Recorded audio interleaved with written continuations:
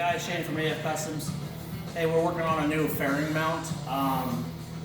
This is I guess this would be a 13 and down fairing mount, but we're also going to do a 15 and up. It's adjustable, so you can change the rake in the fairing. You can move it back or forward. And this is American suspension neck, and they'll be for American suspension stuff.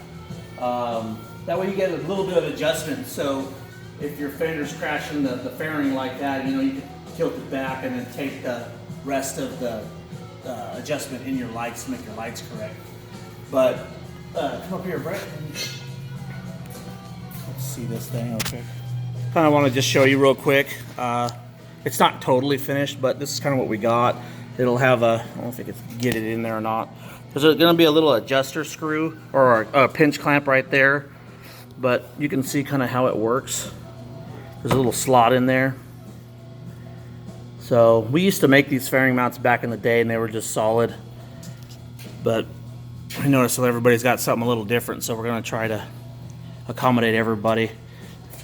Well, as far as the American suspension stuff goes anyways.